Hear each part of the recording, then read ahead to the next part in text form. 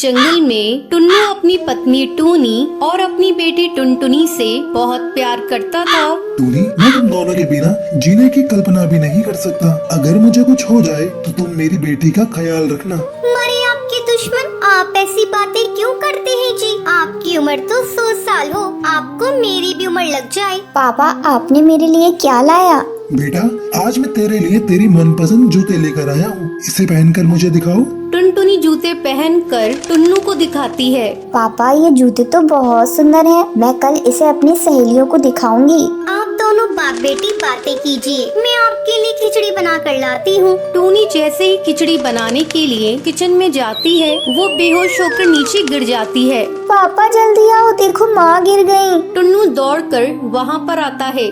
अरे, ये टोनी को क्या हो गया? मैं अभी डॉक्टर को लेकर आता हूँ। टुन्नू डॉक्टर को घर लेकर आता है। डॉक्टर टूनी का चेकअप करती है। बधाई हो, आपकी पत्नी माँ बनने वाली है। अब आपको इनका बहुत ख्याल रखना होगा। डॉक्टर के जाने के बाद टुनटुनी बेटा, अब तुम्हारा भाई आने वाला है। मेरे ऑफिस जाने के बाद तुझे ही तेरी माँ का ख्याल रखना है। ठीक है पापा, अब मैं माँ का ख्याल रखूंगी। उन्हें एक भी काम नहीं करने दूंगी। क्यों? मुझे क्या हुआ है? मैं काम क्यों नहीं करूँगी? माँ, डॉक्टर ने आपको आराम करने को कहा है। मैं कुछ नहीं जानती, मैं आपकी एक भी नहीं सुनूंगी। अब से घर का सारा काम मैं करूँगी। मैं अभी जाकर पापा के लिए खिचड़ी बना कर लाती हूँ। अच्छा मेरी माँ, जा और संभाल कर बनाना। टुनटुनी खिचड़ी बनाने जाती है। अरे क्या तोड़ दिया, जरा संभाल कर काम करो। वो कुछ नहीं माँ, चावल का डब्बा नीचे गिर गया था। थोड़ी देर बाद टुनटुनी खिचड़ी बनाकर लाती है। पापा, ये लो खिचड़ी, और खाकर बताओ ना कैसी बनी है। टुन्नू खिचड़ी खाता है। खिचड़ी तो बहुत अच्छी बनी है। टूनी, तुम भी खिचड़ी खाकर देखो। वाकई टुनटुनी ने खिचड़ी बहुत अच्छी बनाई है। माँ, आज रात का खाना मैं ही बनाऊंगी। बेटा मैं बना लूंगी, तुम इतनी परेशान मत हो। नहीं माँ, तुम आराम करो।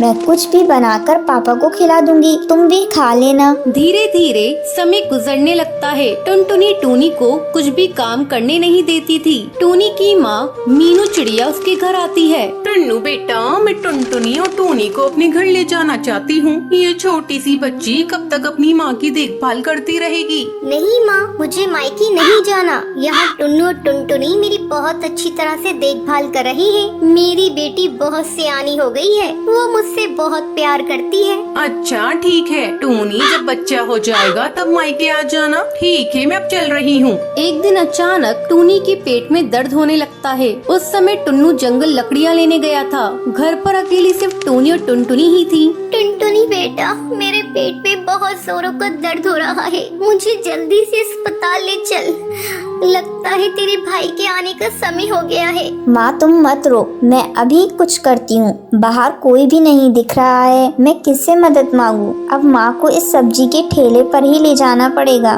किसी तरह टुनटुनी टूनी को लेकर अस्पताल पहुंचती है और फिर टुन्नू को फोन करके अस्पताल बुलाती है। टूनी एक बच्चे को जन्म देती है। पापा ये देखो, मेरा भाई कितना सुंदर है। अब मैं मेरे भाई के साथ दिन भर खेलूंगी। टुनटुनी, आओ बेटा मेरे पास, तू मेरी सबसे प्यारी बेटी है। ये सब कुछ तेरे ही कारण संभव हुआ है। टुनटुनी टूनी के गले लग जाती है और सब खुशी खुशी घर आ जाते हैं। चिंटू चिड़ा की पत्नी टूनी ने एक दिन पहले ही एक चिड़िया को जन्म दिया था, जिसे जितनी बार वो देखता उसका सर भारी हो जाता। अपनी चिंता वो अपनी टूनी से नहीं छुपा सका और गुस्से से बोला, चार बच्चे पहले से ही हैं और अभी आ गई। मैं ठहरा मामूली दिहाड़ी मजदूर, कैसे पालूंगा इतने सारे बच्चों को? चिंटू की पत्नी उसकी बातों का क्या जवाब देती। कभी वो नन्ही बच्ची की ओर देखती, कभी चिंटू की ओर। एक दिन दोपहर की बात है, चिंटू अपने टूटे फूटे घोंसले के बाहर चुपचाप बैठा हुआ था। तभी वहाँ पर एक बहुत ही अमीर कौवा सेठ आता है, जिसका नाम कड़कनाथ था। क्या तुम्हारे यहाँ किसी चिड़िया का जन्म हुआ है? कड़कनाथ की बातों को सुनकर चिंटू उसे घूर घूर कर देखने लगा और चौंकते हुए बोला, कन्या, हाँ कुछ दिन पहले मेरी पत्नी ने एक चिड़िया को जन्म दिया है, लेकिन आपको कैसे पता? अरे ये सब बात छुपती थोड़ी है। वैसे क्या तुम मुझे वो चिड़िया दे सकते हो? ऐसा है कि मैंने संतान हूँ और आपकी चिड़िया को गोद लेना चाहता हूँ। चिंटू एक बार फिर उसे घूर घूर कर देखने लगा और उनसे बोला, साहब मैं बहुत ही गरीब हूँ, किसी तरह अपने परिवार की 2 टाइम की रोटी कमाता हूँ। जब से मेरी ये बेटी हुई है मैं उसकी चिंता में घुला जा रहा हूँ। आप मेरे पास किसी भगवान की तरह आए हैं, आपके पास इसका भविष्य बन जाएगा। मेरे पास तो इसकी किस्मत में सिर्फ भूख और बीमारी ही आएगी। चिंटू ने अपनी बेटी कड़कनाथ को दे दी। कड़कनाथ ने बच्ची को लिया और वहाँ से निकल पड़ा। रास्ते में एक नदी पड़ी। कड़कनाथ बच्ची को लेकर नदी किनारे जा खड़ा हुआ। आज मैं अपने बेटे का भाग्य अपने हाथों से लिखूंगा। आज मैं मिटा रहा हूँ अपने बेटे का भाग्य में लिखी वो बात जो मैं नहीं चाहता। ये कहकर कड़कनाथ सेठ ने उस नन्ही चिड़िया को नदी में फेंक दिया। कड़कनाथ सेठ एक बहुत बड़े ज्योतिषी थे। वो भविष्य देख सकते थे। यही नहीं, किसी की जन्म कुंडली पढ़कर जिसके बारे में जो कह दिया वो हो जाता था। उनका कहा कभी नहीं बदलता। कुछ ही दिन पहले की बात है, वो अपने बेटे कालू की जन्म कुंडली देख रहे थे। ये क्या है? ये कैसे हो सकता है? मेरे इकलौते बेटे का विवाह किसी दिहाड़ी मजदूर की बेटी से होगा? कड़कनाथ ने अपनी आंखें बंद की और उस चिड़िया को देखने लगे। पल भर में ही उनकी आंखों के आगे टूनी चिड़िया की बेटी आ गई। उन्होंने अपनी आंखें खोली और मैं भविष्य देख सकता हूँ तो भविष्य बदल भी सकता हूँ। मैं बदल दूंगा अपने बेटे का भविष्य, मार दूंगा उस चिड़िया को। दूसरी ओर नन्ही चिड़िया पानी के भाव के साथ बहती जा रही थी। वहीं नदी के किनारे एक पेड़ पर रहने वाली बबली कबूतरी उस समय नदी पर पानी पी रही थी। आज तो बहुत देर हो गई पानी पीने में। तभी उसकी नजर पानी की लहरों के ऊपर बहती हुई चिड़िया पर पड़ी। बेचारी लगातार रोए जा रही थी। अरे ये किसकी चिड़िया है? किस निर्दयी ने इस बच्ची को पानी में डाल दिया? अरे जब पाल नहीं सकते हो तो पैदा क्यों करते हैं? बबली ने उस नन्ही चिड़िया को लहरों से निकाला। वो बच्ची लगातार रोए जा रही थी। क्या हो गया? अरे क्या हो गया? भूख लगी है क्या? मैं हूँ ना, मत रो बेटी, मत रो। बबली के पति का 2 साल पहले ही देहांत हो गया था। उसका दुनिया में कोई नहीं था। उसने इस बच्ची को गोद ले लिया। बबली ने उसका नाम टुनटुनी रखा। समय धीरे धीरे पंख लगाकर उड़ता गया। टुनटुनी चिड़िया बड़ी हो गई थी। इस बीच बबली कबूतरी की भी मौत हो गई थी। उधर ज्योतिषी कड़कनाथ का बेटा भी जवान हो गया था। एक दिन की बात है, वो जंगल में सुनहरी शाम का आनंद ले रहा था। तभी अचानक से मौसम खराब हो गया। जोर जोर से आंधी चलने लगी। ओहो, तूफान, ऊपर से ये बारिश, ओहो। तभी बारिश और तेज हो जाती है और तेज हवाओं के साथ कालू कौआ नदी में गिर जाता है। कुछ देर तक वो पानी में हाथ पैर मारता रहा, फिर थककर वो बेहोश हो गया और लहरों के साथ बहने लगा। उधर दूसरी ओर टुनटुनी नदी में पानी पीने आई थी, लेकिन तेज तूफान और बारिश के कारण वापस लौटने की सोच रही थी। तभी उसे कालू कौआ पानी में बहता हुआ दिखाई दिया। अरे ये कौन है? कौन बहता हुआ आ रहा है नदी के भाव के साथ? टुनटुनी तुरंत पानी से उसे बचाने के लिए उड़ जाती है और लहरों से लड़कर उसकी जिंदगी बचा लेती है। कालू को जब होश आया तो उसने खुद को टुनटुनी के घर में पाया। मैं कहाँ हूँ? आप कौन है? तब टुनटुनी ने कालू को सब बातें बताई। ये सब बातें सुनकर कालू का दिल टुनटुनी के लिए प्यार से भर गया और उसने अपने प्यार का इजहार भी उसी समय कर दिया। टुनटुनी ने भी उसके प्यार को स्वीकार कर लिया। कुछ दिन बाद उन दोनों ने शादी कर ली। शादी के बाद कालू कौआ टुनटुनी को लेकर अपने घर पहुंचा और अपने पिता को सारी बातें बताई। तुमने शादी कर ली, लेकिन ये लड़की कौन है? इसकी गोद क्या है? खानदान क्या है? तब टुनटुनी ने सारी बातें बताई, जिसे सुन कड़कनाथ ने अपना सर पीट लिया और मन ही मन सोचने लगा, भगवान, कुछ साल पहले इस काले अध्याय को मैंने अपने बेटे की जिंदगी से निकालना चाहा था और ये फिर से मेरे सामने आ गई।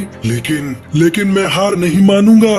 इस दिहाड़ी मजदूर की बेटी को मैं कभी अपनी बहू स्वीकार नहीं करूंगा। कुछ दिनों के बाद कालू कौआ अनाज लाने के लिए दूसरे जंगल गया हुआ था तो कड़कनाथ ने टुनटुनी को अपने पास बुलाया और उसे बहुत ही चिंतित स्वर में कहा, मैं तुमसे कुछ मांगना चाहता हूँ बेटी, अपने लिए नहीं, अपने बेटे के लिए, उसके जीवन के लिए। बोलो क्या तुम वो मुझे दोगी या इनकार करके मेरे बेटे की जिंदगी को खतरे में डाल दोगी? ये सब आप क्या कह रहे हैं पिताजी? मेरी तो कुछ भी समझ नहीं आ रहा है। देखो, मैं कहना तो नहीं चाह रहा था, लेकिन तुमसे नहीं कहा तो बड़ी मुसीबत आ जाएगी। तुम्हें तो पता है मैं ज्योतिषी हूँ। मैंने अपने पुत्र की और तुम्हारी कुंडली देखी है। उसमें साफ साफ लिखा है कि अगर तुम दोनों साथ रहे तो मेरे पुत्र की मृत्यु हो जाएगी। ये आप क्या कह रहे हैं? मैं सही कह रहा हूँ बेटी, हम उसकी मृत्यु को रोक सकते हैं अगर तुम उसे छोड़कर हमेशा के लिए कहीं चली जाओ तो। पति के खातिर टुनटुनी अपना घर और जंगल छोड़कर दूसरे जंगल चली गई। कई दिन तक वो भूखी प्यासी इधर उधर भटकती रही। एक दिन वो नदी किनारे बेहोश होकर गिर पड़ी। जब उसे होश आया तो उसके सामने भुल्ला नाम का एक बुढ़ा सपेरा बैठा था। वो सांप का खेल दिखाकर अपना पेट पालता था। तुम कौन हो बेटी और कहाँ से आई हो? तब टुनटुनी ने उसे सारी बातें बताई। टुनटुनी की बात सुनकर भुल्ला उससे बोला, बेटी, जो भाग्य में लिखा होता है उसे कौन बदल सकता है? यही तुम्हारे भाग्य में लिखा था तो उसे तुम कैसे बदल सकती हो? वैसे भी तुम्हारा ये फैसला तुम्हारे पति के जीवन के लिए है, इसलिए इसे स्वीकार करो और नई जिंदगी शुरू करो बेटी। टुनटुनी भुल्ला सपेरा के साथ रहने लगी। वो उसी के साथ सांप का खेल दिखाती। यही नहीं, उसने भुल्ला सपेरा से जहरीले सांपों को पकड़ने की कला सीखी, बल्कि उनके जहर को काटने का मंत्र और जड़ी बूटी के बारे में भी जाना। बेटी, तुम में गजब की प्रतिभा है। मैंने अपना पूरा जीवन इन जहरीले सांपों के जहर की काट और मंत्र को जानने में लगा दिया, लेकिन तुमने तो कम ही समय में सब कुछ सीख लिया। समय फिर से गुजरने लगा। इस बीच कड़कनाथ सेठ और कालू कौआ दूसरे जंगल किसी रिश्तेदार के यहाँ आए हुए थे। वो दोनों एक कमरे में सो रहे थे। तभी पता नहीं वहाँ कहाँ से एक जहरीला सांप आया।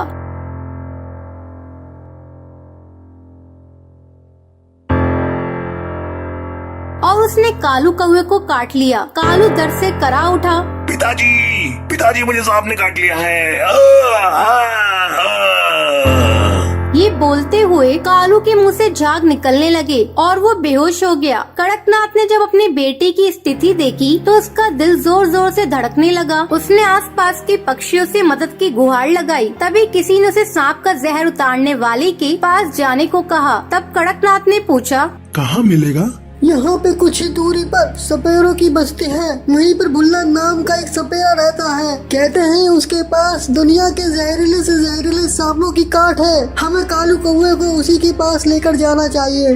वो सभी भुल्ला चील के घर पहुँचे। भुल्ला को उसने सारी बातें बताई। तब भुल्ला ने कहा, देखिए, मैं अब बहुत बूढ़ा हो गया हूँ। अब मैं आपकी मदद करने में असमर्थ हूँ। हाँ, लेकिन मेरी बेटी आपकी मदद कर सकती है। उसके बाद उसने टुनटुनी को आवाज दी। टुनटुनी को देखते ही कड़कनाथ सेठ की आंखें फटी की फटी रह गईं। उसने लाचार निगाहों से उसकी ओर देखा। टुनटुनी अपने ससुर को पहचान गई। वो तुरंत जंगल से जड़ी बूटी लेकर आई और उसका लेप अपने पति कालू को लगाया, जिसके बाद उसकी जान बच गई। जैसे ही कालू को होश आया तो उसने अपने सामने टुनटुनी को देखा। टुनटुनी, तुम जिंदा हो?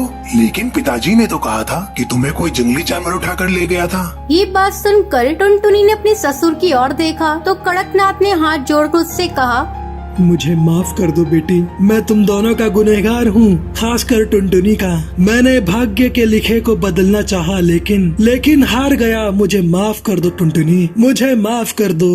उसके बाद कड़कनाथ ने सारी कहानी उन दोनों को बताई, जिसे सुनकर कालू को अपने पिता से नफरत हो गई। तब टुनटुनी ने कालू को अपने पिता को माफ करने को कहा। उसके बाद वो सभी खुशी खुशी रहने लगते हैं।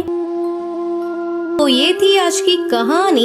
दोस्तों, आज के लक्की विनर्स के नाम ये रहे आपके स्क्रीन पर। आज का सवाल ये है, टुनटुनी टुन्नू के लिए क्या बनाती है? अगर आपको पता है तो आप हमें कमेंट करके जरूर बताएं। लक्की विनर के नाम कल की वीडियो में दिखाए जाएंगे। अगर आपको ये वीडियो पसंद आई हो तो इसे लाइक और ऐसी कहानियाँ देखने के लिए मेरे चैनल को सब्सक्राइब करना न भूलें।